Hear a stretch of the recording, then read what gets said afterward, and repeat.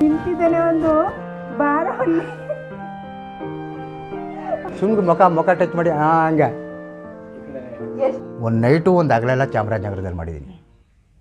ಒಂದು ನೈಟು ಒಂದು ಹಗಲು ಮರಗಾಲು ಬಿತ್ತಲೇ ಇಲ್ಲ ಚಾಮರಾಜನಗರದಲ್ಲಿ ಗಣೇಶನ ಪಂಚಮಿ ಗಣಪತಿ ಫಂಕ್ಷನ್ಗೆ ಹೋಗ್ಬಿಟ್ಟು ಒಂದು ನೈಟು ಒಂದು ಹಗಲೆಲ್ಲ ಮಾಡಿದ್ದೀನಿ. ಅಲ್ಲಿಗೆ ನೀರು ಪಾರು ತರಿಸ್ಕೊಡ್ತಾರೆ, ಅಲ್ಲೇ ಊಟ ಮಾಡ್ಕೊಳ್ಳಿ. ಇನ್ನು ಬಿಚ್ಚೋದೇನಿಲ್ವಲ್ಲ, ಬಿಚ್ಚಿದ್ರೆ ತಿರುಗಿ ನಂದು ಅರ್ಧ ಗಂಟೆ ಇಲ್ಲ ಬಾತ್ರೂಮ್ಗೆ ಹೋಗೋದು ರಿಸರ್ಚ್ಗೆ ಹೋಗೋದು ಅವೆಲ್ಲ ಏನಿಲ್ಲ ಅವೆಲ್ಲ.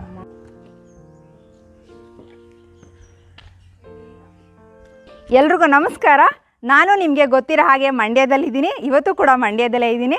ಮಂಡ್ಯ ಜಿಲ್ಲೆ ಮದ್ದೂರು ತಾಲೂಕಿನ ಭೀಮನಕೆರೆಯಲ್ಲಿದ್ದೀನಿ. ಏನಪ್ಪ ಭೀಮನಕೆರೆ ವಿಶೇಷ ಅಂತಂದರೆ, ನಾವು ಹಿಂದ್ಗಡೆ ನೀವು ನೋಡ್ತಾ ಇದ್ದೀರಾ, ಅದೇ ನಮಗೆ ವಿಶೇಷ. ಯಾವುದೋ ಸಂಪೂರ್ಣವಾದ ಮಾಹಿತಿಯನ್ನು ನೀಡೋಣ ಅಂತ ಮರಗಾಲು ಕೀಲು ಕುದುರೆ ಕಲಾವಿದರು ನಮ್ಮ BK ಜಯಣ್ಣ ಅವರ ಕುಟುಂಬಕ್ಕೆ ನಾನಿವತ್ತು ಬಂದಿದ್ದೀನಿ. ಏನು ಅವರು ಮರಗಾಲು ಹಾಕ್ಕೊಂಡು ಕೀಲು ಕುದುರೆ ಇವೆಲ್ಲ ಈಗ ಕಾಲದಲ್ಲಿ ನಮ್ಗೆ ನೋಡೋಕ್ಕೆ ಸಿಗೋದಿಲ್ಲ. ನಾವು ನೋಡಬೇಕು ಅಂತಂದರೆ ಬುಕ್ಸಲ್ಲಿ ತೋರಿಸ್ಬೇಕು, ಇಲ್ಲ ಇಂಟರ್ನೆಟ್ಟಲ್ಲಿ ಎಲ್ಲರೂ ಸರ್ಚ್ ಮಾಡಿ ನಮ್ಮ ಮಕ್ಕಳಿಗೆ ತೋರಿಸ್ಬೇಕು. ಆದರೆ ಇಂಥ ಕಲಾವಿದರು ಇವತ್ತಿಗೂ ಕೂಡ ಇಂಥ ಜಾನಪದ ಕಲೆಗಳನ್ನು ಜೀವಂತವಾಗಿ ಇಟ್ಕೊಂಡು ಇದನ್ನೇ ಬದುಕಾಗಿಸ್ಕೊಂಡು ಬದುಕ್ತಾ ಇದ್ದಾರೆ. ಅವರ ಕುಟುಂಬದ ಸಂಪೂರ್ಣ ಮಾಹಿತಿಯನ್ನು ಕೇಳೋಣ. ಅವ್ರು ಎಲ್ಲೆಲ್ಲೆಲ್ಲ ಈ ಥರ ಕೀಲು ಕುದುರೆನ ಹಾಕ್ಕೊಂಡು ಕಲೆನ ಪ್ರದರ್ಶನ ಮಾಡಿದ್ದಾರೆ, ಎಷ್ಟೆಲ್ಲ ಅವ್ರಿಗೆ ಗೌರವ ಸಂದಿದೆ, ಮತ್ತು ಅವರ ಕುಟುಂಬದ ಕಥೆ ಏನು, ಇದನ್ನು ಹೇಗೆಲ್ಲ ಕಲ್ತರವರು ಅಂತ ನಾನು ಇವತ್ತು ತೋರಿಸ್ಕೊಡ್ತೀನಿ. ಇನ್ನೊಂದು ವಿಶೇಷ ಏನು ಅಂತಂದರೆ, ಮಂಡ್ಯ ಜಿಲ್ಲೆಗೆ ನೀವು ಬಂತು ಅಂತಂದರೆ ಜಾನಪದ ಕಲೆಗಳಿಗೆ ಏನೂ ತೊಂದರೆ ಇಲ್ಲ, ಬೇಕಾದಷ್ಟು ಜಾನಪದ ಕಲೆಗಳಿದ್ದಾವೆ. ಅದಕ್ಕೆ ಸಾಕ್ಷಿ ನಮ್ಮ BK ಜಯಣ್ಣ ಅವರು. ಯಾಕೆ ಅಂತಂದರೆ ಅವರು ತುಂಬ ಕಲೆಗಳು ಇದ್ದಾವೆ. ಅವ್ರ ಬಾಯಲ್ಲೇ ನಾನು ನಿಮಗೆ ಹೇಳಿಸ್ತೀನಿ, ಬನ್ನಿ ಅವ್ರನ್ನ ಮಾತಾಡ್ಸೋಣ ಇವತ್ತು.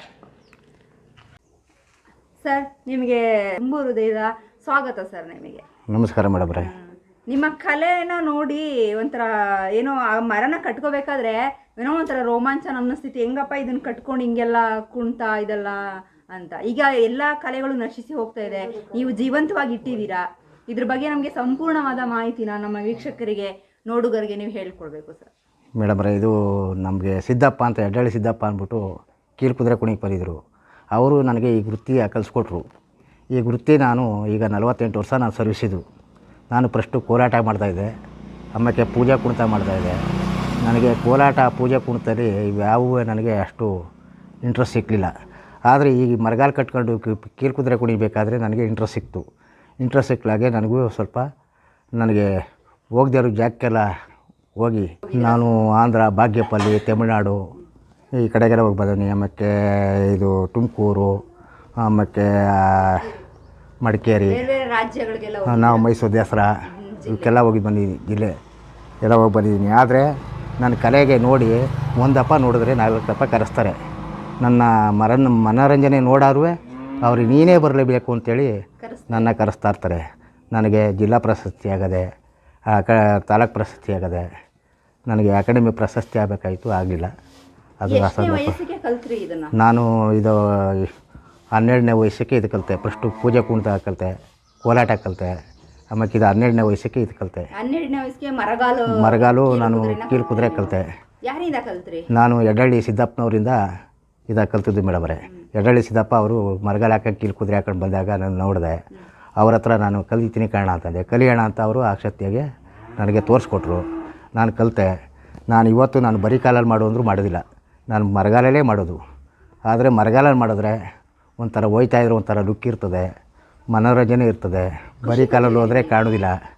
ಆ ಉದ್ದೇಶಕ್ಕೆ ಇದು ಕಲಿತ ಮೇಲೆ ನಾನು ನೋಡದೇ ಇರೋ ಜಾಗ ಇಲ್ಲ, ಹೋಗದೇ ಇರೋ ಊರುಗಳಿಲ್ಲ. ಆದರೆ ನನಗೆ ಒಂದು ದಿವಸಕ್ಕೆ ಒಂದು ಆಗಲಿ ಈ ಕೊರೋನಾ ಬಂದ ಮೇಲೆ ನನಗೆ ಫಂಕ್ಷನ್ ಕಡಿಮೆ ಆಗದೆ. ಕೊರೋನಾ ಬರೋಕ್ಕೆ ಮುಂಚಿತವಾಗಿ ನನಗೆ ಹಳೆ ಆರ್ಡ್ರುಗಳು ಮಾಡ್ಕೊಂಡಿದ್ರೆ ಸಾಕಾಗಿತ್ತು, ಹೊಸ ಆರ್ಡ್ರಿಗೆ ಹೋಗಬೇಕಾಗಿರಲಿಲ್ಲ. ಈ ಕೊರೋನಾ ಬಂದ ತವಿಂದ ನನಗೆ ಇದೊಂದರಲ್ಲಿ ತೊಂದರೆ ಆಗಿರೋದು. ನನಗೆ ಆ ತವಿಂದ ಒಂದು ಸ್ವಲ್ಪ ಫಂಕ್ಷನ್ಗಳು ಕಡಿಮೆ ಆಗವೆ.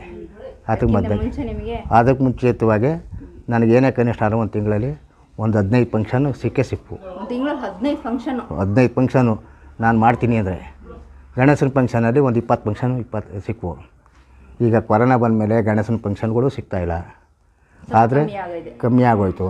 ಆದರೆ ನನ್ನ ಈಗ ಕೂಲಿ ಕರಿತೀನಿ ಅಂತಂದ್ರು ಯಾರು ನೀನೇ 20 ಜನ ಕಟ್ಕೊಯ್ತೀಯ, ನೀ ಕೂಲಿಗೆ ಬಂದಿಯಣ್ಣ ಅಂತಾರೆ. ಇವತ್ತು ನಾನು ಕೂಲಿಗೂ ಕರೀದಿಲ್ಲ ಯಾರು. ನೀನೇ ಕರ್ಕೊಯ್ತೀಯಲ್ಲಣ್ಣ ನಾವು ಎಲ್ಲಿ ಅಂತ ಕೇಳ್ತಾರೆ. ದೊಡ್ಡ ಕಲಾವಿದರು ನಿಮ್ಮ ನಾವು ಕೂಲಿ ಕರೀಕಾಗದೆ, ನೀವೇ 20 ಜನ ಕಟ್ಕೊಯ್ತೀನಿ ಅಂತ ಹೇಳ್ತಾರೆ. ಆ ಉದ್ದೇಶಕ್ಕೆ ನಾವು ಕೊರೋನಾ ಬಂತವಿಂದ ಕೂಲಿನೂ ಮಾಡೋಕ್ಕಾಯ್ತಾ ಇಲ್ಲ, ತುಂಬ ಕಷ್ಟ ಆಯಿತು. ಆದರೆ ಕಷ್ಟ ಸುಖ ನಿವೇಸ್ಕೊಂಡು ಹೋಗ್ತಾ ಇದ್ದೀನಿ. ಈಗ ನಿಮಗೆ ಎಲ್ಲೆಲ್ಲ ಕರೀತಾರೆ ಆದಮೇಲೆ ಎಷ್ಟು ಫಂಕ್ಷನ್ಗೆ ನೀವು ಹೋಗ್ತೀರಾ? ನಾವೀಗ ಕೊರೋನಾ ಬಂದಮೇಲೆ ನಾನು ಈಗ ಒಂದು ತಿಂಗಳ 4-5 ಫಂಕ್ಷನ್. ಈಗ ಗಣೇಶನ ಫಂಕ್ಷನಲ್ಲಿ ಒಂದು ಮೈಸೂರು ಒಂದು 2 ಮಾಡಿದೆ, ತಿರ್ಗಾ ಕುಡ್ಲುಪೇಟೆ ಒಂದು ಮಾಡಿದೆ, ಬೆಂಗಳೂರು ಒಂದು ಮಾಡಿದೆ. ಗಣೇಶನ ಫಂಕ್ಷನಲ್ಲಿ ಒಂದು 20-25 ಫಂಕ್ಷನ್ ಮಾಡ್ತಿತ್ತವು. 4 ಫಂಕ್ಷನ್ ಮಾಡಿದ್ದೀನಿ ಈ ವರ್ಷ. 4 ಫಂಕ್ಷನ್ ಗಣೇಶನ ಫಂಕ್ಷನ್ 4 ಫಂಕ್ಷನ್ ಮಾಡಿದ್ದೀನಿ. ಆದರೆ ಗಣೇಶನ ಫಂಕ್ಷನ್ಗೆ ಇವರು ಪೊಲೀಸ್ನವರು ಅವ್ರಿಗೆ ಏನೇನು ಮಾಡ್ತೀರಿ ಮಾಡ್ತೀರಿ ಅಂತ ಕೇಳ್ತಾರೆ. ಅವ್ರಿಗೆ ಮಾಡೋಕ್ಕೂ ಅವಕಾಶ ಕೊಡೋದಿಲ್ಲ. ಆ ಉದ್ದೇಶದಿಂದ ಅವರು ಯಾರು ತಗೊಂಡಿರ್ತಾರೆ ಮುಂದಾಗೆ ಪರ್ಮಿಷನ್ ಅವ್ರಿಗೆ ಹೋಗಿ ಮಾಡಿಕೊಡ್ತೀನಿ. ಒಂದೇ ಅಂತಲ್ಲ, ಸುಮಾರು ಜನ ಕಲಾವಿದರದ್ದು ಈ ಕೊರೋನಾ ಬಂದ ಮೇಲೆ ಸುಮಾರು ಜನ ಸ್ವಲ್ಪ ಇಂಡೇಡ್ ಆಗ್ಬಿಟ್ಟವ್ರೆ. ಆದರೆ ಅವ್ರಿಗೂ ಕೆಲಸ ಇಲ್ಲ. ಕೆಲವ್ರಿಗೆ ಕೆಲಸ ಕರೆಯಲ್ರು, ನೀವೇ ಕಟ್ಕೊಯ್ತೀನಿ ಅಂತಾರೆ. ಹಂಗಾಗಿ ಈಗ ನನಗೆ ಹೇಳ್ದಂಗೆ ಅವ್ರಿಗೂ ಹೇಳ್ತಾರೆ. ಕೆಲವರು ದೊಡ್ಡ ದೊಡ್ಡ ಕಲಾವಿದರು ಹೋಗೋಕ್ಕಾಗೋದಿಲ್ಲ. ಈ ಬಡವ್ರ ಕಲಾವಿದರು ಹೆಂಗೋ ಮಾಡ್ಕೊ ಹೋಯ್ತಾ ಇರ್ತಾರೆ. ಆ ಉದ್ದೇಶಕ್ಕೆ ಈಗ ನಮಗೆ ಸರ್ಕಾರದಿಂದ ನಮಗೆ ಏನು ಹೆಲ್ಪ್ ಸಿಕ್ಕಲಿಲ್ಲ. ಆದರೆ ಉಮ್ಮರ್ಸಿಯೋದು ಅವತ್ತು ಕರೆದು ನಾವು 3,000 ಕೊಡಿ ಅಂತ ಕೇಳೋದು, ಅವರು ಕೊಡೋಕ್ಕಾಗಲಿಲ್ಲ. ನಾವು ಕಲಾವಿದರು ಹಿಂಗೆ ಆಯ್ತಾ ಇದೆ, ನಮಗೆ ಜೀವನ ನಡೆಸೋದು ಕಷ್ಟ ಆಗದೆ ಅಂತ ಎಲ್ಲನೂ ಕೇಳ್ಕೊಂಡು ಬಂದವರು ಯಾರು ಕಲಾವಿದ್ರ ಬಗೆಗೆ ಯಾರೂ ಸ್ಪಂದಿಸ್ತಾ ಇಲ್ಲ. ಆಮೇಲೆ ಅವ್ರ ಕಷ್ಟವೇನು ಸುಖವೇನು ಅಂತ ಯಾರೂ ಕೇಳೋದಿಲ್ಲ. ಕಲೆ ಮಾಡ್ತಾರೆ, ಹೋಯ್ತಾರೆ. ಅವ್ರು ಬೇಕಾದಾಗ ಬಳಸ್ಕೊತಾರೆ. ಬೇಡದಿದ್ದಾಗ ತಿರ್ಗಾ ಬಂದು ಯಾರು ಏನು ನಿಮ್ಮ ಕಷ್ಟವೇನು ಸುಖವೇನು ಅಂತ ಯಾರೂ ಕೇಳೋದಿಲ್ಲ. ಆದರೆ ಕಲೆ ಮಾತ್ರ ಬೆಳೆಸಬೇಕು ಅಂತ ಹೇಳ್ತಾರೆ ಸರ್ಕಾರ. ಕಲೆಗೆ ಬೆಂಬಲ ಇಲ್ಲ. ಏನೇ ಮಾಡಿದ್ರು ಒಬ್ಬ ಕಲಾವಿದ ಇವನೇನು ಮಾಡ್ತಾವನೆ, ಇವನೇನು ಸಾಧನೆ ಮಾಡ್ತಾವನೆ ಅಂತ ಬಂದು ನೋಡಿ ಕೇಳುವಂಥವ್ರು ಯಾರೂ ಇಲ್ಲ ಇಲ್ಲಿ. ನಮ್ಮ ಕಲೆ ನಾವು ಮಾಡ್ತಾವೆ, ಗುರ್ತಿ ಮಾಡಬೇಕು, ಮಾಡ್ಕೊಯ್ತಾವೆ ಅಷ್ಟೇ.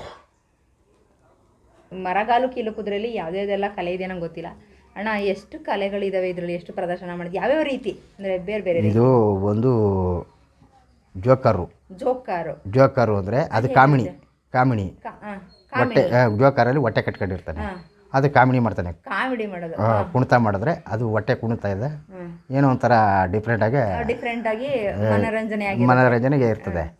ಹುಡುಗ ಹುಡುಗಿ ಇರ್ತದಲ್ವಾ, ಹುಡುಗ ಹುಡುಗಿ ಏನು ಮಾಡ್ತಾರೆ, ಅವರು ಒಂದು ಕಿಸ್ ಕೊಡೋದು, ಮುತ್ತು ಕೊಡೋದು ಮಾಡಿದ್ರೆ ಅದೊಂದು ಥರ ರಾಜಾರಾಣಿ ಥರನಾ? ಹುಡುಗ ಹುಡುಗಿ ಅದು ಹುಡುಗ ಹುಡುಗಿ ಥರನೇ ಇರೋದು. ಲವರ್ಸ್ ಥರ ಈಗ ಲವರ್ಸ್ ಥರ ಏನು ಗೊತ್ತಾ, ಅವರು ಟ್ಯಾಂಕ್ಸ್ ಕೊಡೋದು, ಆಗ ಹೋಗಿ ಕಿಸ್ ಕೊಡೋರಂಗೆ ಕೊಡೋದು.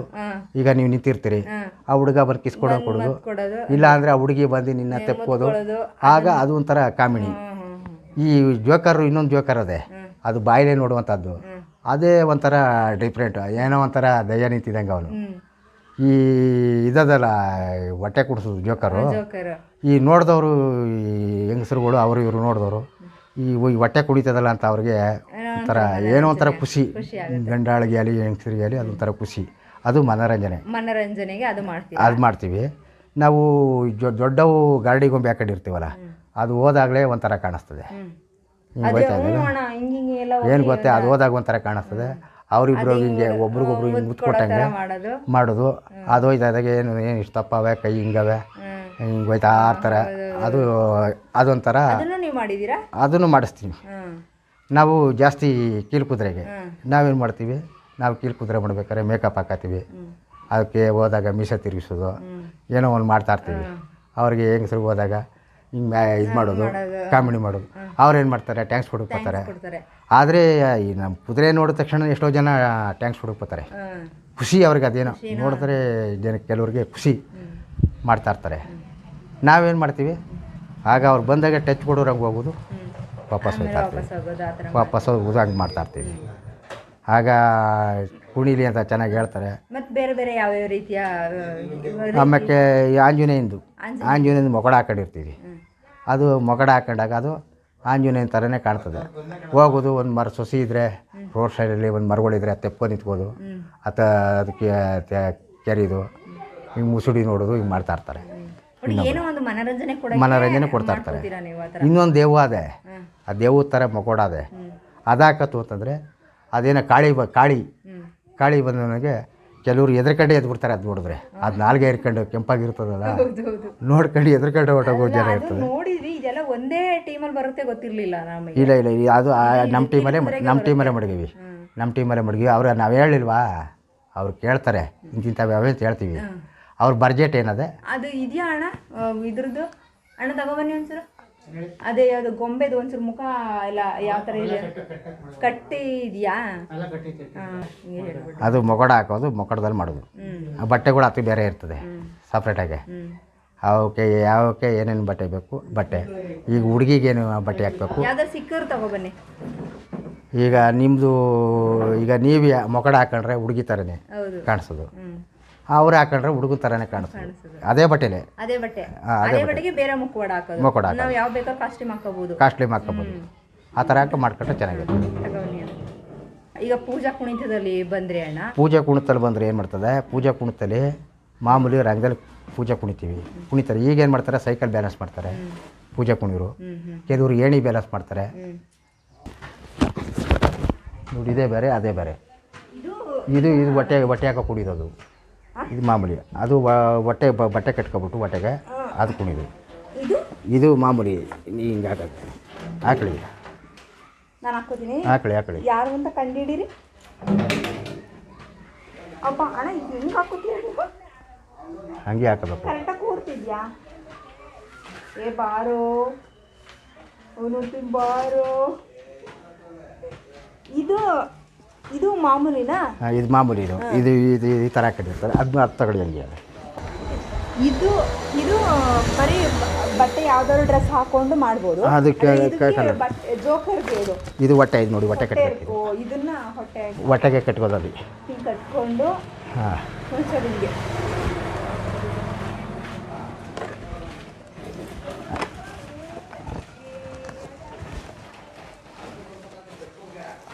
ಬಟ್ಟೆ ತೆಗೀರಿ. ಬಟ್ಟೆ ಸುತ್ತ ಬಿಡಿ. ಕರೆಕ್ಟ್ ಇದೀನಾ? ಕರೆಕ್ಟಾಗಿ ಕಾಣಿಸ್ತಾ ಇದೆಯಾ?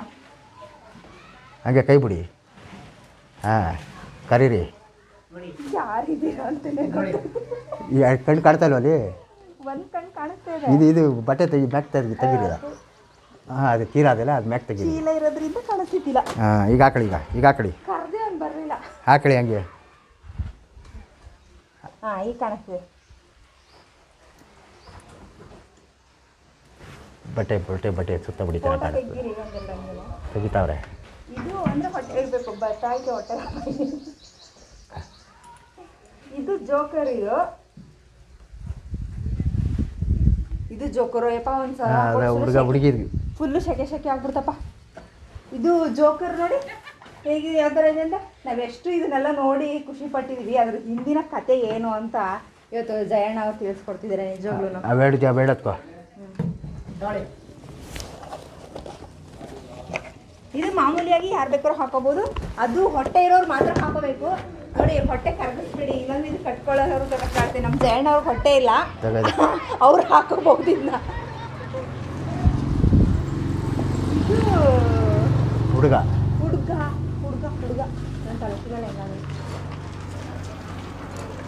ಅವೆರಡು ಹಾಕ್ಬಿಡ್ತೀವಿ. ಇದು ಹುಡುಗ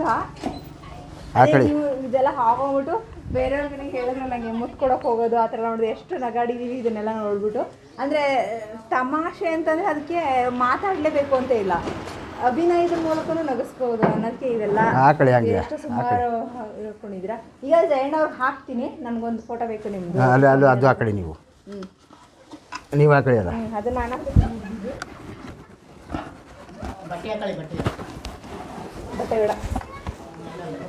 ಬಟ್ಟೆ ತೆಗೆದಾಕ್ಬಿಡಿ.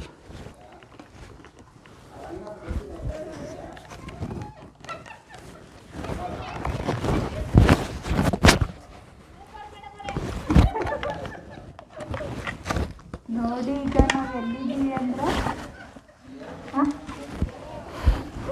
ಅವನಲ್ಲಿ ನಿಂತಿದ್ದಾನೆ ಒಂದು ಬಾರಲ್ಲಿ. ಅವನು ಎದ್ರುಕೊಂಡು ಹೋಗ್ಬಿಡ್ತಾರೆ. ನಾವಿಬ್ರಿಂಗೆ ಬಾ ಅಂತ ಬಾ ನೀನೇ ಅಲ್ವಾ ಕನ್ಸು ನೋಡಿ ಅದೇ ಜೋಕರ್ ಹಾಕಿ ಕೊಡೋದಕ್ಕೆ ಅವ್ರಿಗೆ. ನೀನೆ ನೋಡಿ ನನ್ನ ಕನ್ಸಲ್ಲೆಲ್ಲ ಇವನೇ ಬರ್ತಿದ್ದು ಈಗ ಸಿಕ್ತ ಮಂಡ್ಯದಲ್ಲಿ ಚೆನ್ನಾಗಿ ಹಾಂ ಟ್ಯಾಂಕ್ಸ್ ಕೊಡೋ. ಈಗ ಬಾಯ್ ಬಾಯ್ಲಿ ಹಾಕೋ ಹಾಕೋ ಹಾಕೋ ಹಾಕೋ ತಲೆಗೆ ಹಾಕೋ ಹಾಕೋ ನಾಚಿಕೆ ಬೇಡ ಹಾಕೋ. ಹಾಂ ಬಾಯಿಗೆ ಬಾಯ್ ನಾನು ಹಂಚು ಬಾ. ಪೃಥ್ವಿರಾಜು ಹುಡುಗಿ ಆಗೋನು ಪೃಥ್ವಿ ಆಗೋನು ಈಗ ಬಾ ಏ ಪೃಥ್ವಿ ಹಂಗೆ ನಿಂತ್ಕೋ. ಹಾಂ ನಿಂತ್ಕೊಳ್ಳಿ ಮೇಡಮ್ ಹಂಚಲಿ. ಪೃಥ್ವಿರಾಜ್ ಪೃಥ್ವಿ ಆಗೋನೆ ಹುಡುಗಿದು ಮುಕ್ಕೋಡ ಹಾಕೊಂಡಿದ್ದಾನಲ್ಲ ಅದಕ್ಕೆ.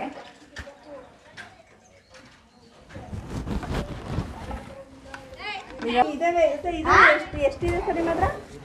ಸುಮಾರು ಒಂದು ಹಾಕ್ಬಿಡಿ. ಸುಮಾರು ಇದಾವಲ್ವಾ? ಹಾಂ ರಾಜಾರಾಣಿ ಇದು. ಇದು ರಾಜಾರಾಣಿದು. ಇದು ರಾಜ ಅಂದರೆ ಸುಮಾರು ಒಂದು 7-8 ದೊಡ್ಡವು ಬರ್ತವೆ. ಅದಕ್ಕೂ ಮರಗಾಲು ಹಾಕೊಳ್ಳೇಬೇಕು? ಇಲ್ಲ ಇಲ್ಲ ಮರಗಾಲ ಏನಿಲ್ಲ. ಇವು ಅದು ಬಳೆ ಬರ್ತವೆ ಅವು. ಹಾಂ ಆ ಬಳೆ ಅವಲ್ಲ ಆ ಬಳೆ ಬರ್ತವೆ. ಹೌದಾ? ಆ ಬಳೆ ಮೇಲೆ ಮಡಿಕೊಂಡು ಇದು ಮಾಡೋದು. ಆಂಜನೇಯ ಅದು ಮಕೋಡ ಅವು. ಆಂಜನೇಯ ಮುಖ. ಹಾಂ ಇದು ಕಾಳಿ ಕಾಳಿ ಹಾಕಳಿ ನೀವು. ಇದನ್ನೆಲ್ಲ ನೀವು ಹಾಕಳಿ ಅಲ್ಲ ಇದು ಹಾಕಳಿ ಚೆನ್ನಾಗಿ. ಅದೇ ರಾಜರಾಣಿ ಇದು. ಇದು ಅಂದರೆ ಇದಕ್ಕೆ ಮರಗಾಲೇನೋ ಹಾಕೋಬೇಕಾಗಿಲ್ಲ, ಒಟ್ಟು ಇದನ್ನು ಮಾತ್ರ ಹಾಕೊಂಡ್ರೆ ಸಾಕು ಅಲ್ಲ ಸರ್? ಹಾಂ ಇದು ಮೇಲ್ಗಡೆ ಹಾಕ್ಬಿಡ್ತೀವಿ. ಇದೇನು ಮೇಲ್ಗಡೆ ಇರ್ತದೆ, ಬಟ್ಟೆ ಬಿಟ್ಟಿರ್ತೀವಿ ಕೆಳಗಡೆ ಇದಕ್ಕೆ ಬೇರೆ ಸುತ್ತ ಬಟ್ಟೆ ಬಿಟ್ಟಿರ್ತೀವಿ. ಕಚ್ಚೆ ಗಿಚ್ಚೆ ಹಾಕ್ತಂಗೆ ಎಲ್ಲನೂ. ಇದು ಮುಖ ಮೇಲಿರುತ್ತೆ, ಇದು ತಲೆ ಮೇಲೆ ನಮ್ಮ ತಲೆ ಮೇಲೆ ಇರ್ತದೆ ಮೇಲ್ಗಡೆ. ತಲೆ ಮೇಲೆ ಇರುತ್ತಾ? ತಲೆ ಮೇಲೆ ಹಾಕೊಳ್ಳೋದಿಲ್ವಾ? ತಲೆ ಇಷ್ಟು ದೊಡ್ಡದು ಹೆಂಗಪ್ಪ ಹಾಕೋತಾರೆ ಅನ್ಕೊಂಡೆ. ಆ ಬಳೆ ಅವಲ್ಲ ಅದು ಕಬ್ಬಿಣದವು. ಆ ಬಳೆ ಮೇಲೆ ಮಡಗಿ ಅದು ಅದೊಂದು ಸ್ಟ್ಯಾಂಡ್ ಥರ ಇದೆ ಎತ್ತರದ್ದು. ಆ ಸ್ಟ್ಯಾಂಡ್ ಮೇಲೆ ಇದನ್ನ ಮಾಡಿದ್ಬಿಟ್ಟು ಅದನ್ನ ನೀವು ಹಾಕೊಂಡಿರ್ತೀರಾ? ಈಗ ಬೇರೆಯವ್ರು ಹೊತ್ಕೊಂಡಿರ್ತಾರೆ. ಬೇರೆ ಹೊತ್ಕೊಂಡಿರ್ತಾರೆ. ಹಾಕಿ ಹಂಗೆ ಮಕೋಡ ಹಾಕಳಿ ಅದ ಕಾಳಿ ನೀವು ಹಾಕಿ. ಈಗ ಭದ್ರಕಾಳಿ ಹಾಕ್ತೀನಿ ನೋಡಿ.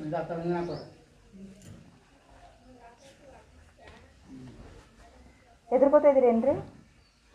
ಮನೆ ಕರ್ಕೊಂಡು ಹೋಗ್ಲಾ ಬೇಡವಾ ಅಂತ? ಎಳಕ ಹಂಗೆ ಹಂಗೆ ಸರಿ ಗಳಿರಿ ನಾಲ್ಗೆ ಸರಿ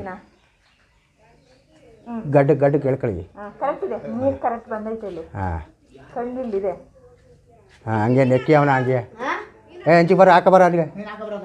ಹಾಂ ಹಾಂ ಹಂಗೆ ನೆಕ್ಕಿ ಹಂಗೆ ಸುಮ್ಗೆ ಸಿಂಪಲಾಗಿ ನೀವು ಅವ್ನು ಹಿಡ್ಕೊಂಡು. ಹಾಂ ಇತ್ತ ಕಿರಿಕಾರ ಹಾಗೆ ಮುಖ ನೆಕ್ಕಿ ಹಂಗೆ ನೀವು ಸ್ವಲ್ಪ ಸುಮ್ಗೆ ಮುಖ ಟಚ್ ಮಾಡಿ. ಹಾಂ ಹಂಗೆ ಎಷ್ಟು ಆಕ್ಟಿಂಗ್ ಹೇಳ್ಕೊಡ್ತಿದ್ದಾರೆ ನನಗೆ. ಈ ಕಡೆ ಬರೀ ಮದ್ದಿಗೆ ಬಾಯಿ. ಹಾಂ ಹಾಂ ಅಷ್ಟೇ. ಹೆದರ್ಕೋತಾನೆ ಏನು ಮಾಡ್ತಾವನೆ ಗೊತ್ತಾಗ್ತಿಲ್ಲ.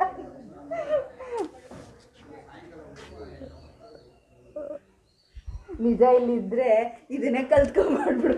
ಎಷ್ಟು ಶೆಕೆ ಆಗ್ತಿದೆ, ಹೆಂಗೆ ಸರ್ ಇದನ್ನೆಲ್ಲ. ಯಬ್ಬ ನಿಜ ನೀವು ಗ್ರೇಟು. ಇದನ್ನೆಲ್ಲ ಹೊತ್ಕೊಂಡು ಈ ಕಲೆನ ಉಳಿಸ್ತಾ ಇದ್ದೀರಲ್ಲ, ಅದಕ್ಕೆ ನಂಗೆ ನಿಮಗೆ ದೊಡ್ಡ ಧನ್ಯವಾದ ಹೇಳಬೇಕು. ಯಾಕೆಂದರೆ ಇದನ್ನೆಲ್ಲ ನಾನು ನಿಜ ಮುಟ್ತೀನಿ ಅಂತ ಅಂದ್ಕೊಂಡಿರಲಿಲ್ಲ. ನೋಡಿ ಎಲ್ಲೋ ಒಂದು ಚಿಕ್ಕದ್ರಲ್ಲಿ ಎಲ್ಲೆಲ್ಲೋ ನೋಡಿದ ನೆನಪು ಬಿಟ್ಟರೆ ಇತ್ತೀಚೆಗಂತೂ ನಾನು ನೋಡೇ ಇಲ್ಲ. ನೀವೆಲ್ಲ ನೋಡ್ತಿದ್ರೆ ದಯವಿಟ್ಟು ಮಂಡ್ಯಕ್ಕೆ ಬಂದರೆ ಎಲ್ಲರೂ ಬಂದು ಈ ಜನಪದ ಕಲೆನ ಇಷ್ಟಪಡೋರು ಬಂದು ಜಯಣ್ಣ ಅವ್ರನ್ನ ಮಾತಾಡ್ಸ್ಕೊಂಡು ಹೋಗಿ. ಅವ್ರಿಗೊಂದು ಖುಷಿ ಆಗುತ್ತೆ ಏನೋ ಒಂಥರ. ಇದನ್ನೆಲ್ಲ ತೋರಿಸ್ತಾರೆ. ನಿಮ್ಮ ಫಂಕ್ಷನ್ ಏನೇ ಇದ್ರೂ ಜಾನಪದ ಕಲೆಗೆ ಹೆಚ್ಚಿನ ಒತ್ತು ಕೊಡಿ. ಇಂಥವರು ಇದನ್ನು ನಡೆಸ್ತಿದಾರಲ್ಲ ಅದಕ್ಕೊಂದು ಗೌರವ ಸಿಕ್ದಂಗೆ ಆಗುತ್ತೆ. ಎಲ್ಲಾದರೂ ಏನೇನೇ ಫಂಕ್ಷನ್ ಮಾಡಬೇಕು ಅಂದ್ಕೊಂಡಂಗೆ ಈ ಥರದೊಂದು ಮಾಡಿಸಿ ಖುಷಿ ಆಗುತ್ತೆ ಅವ್ರಿಗೂ.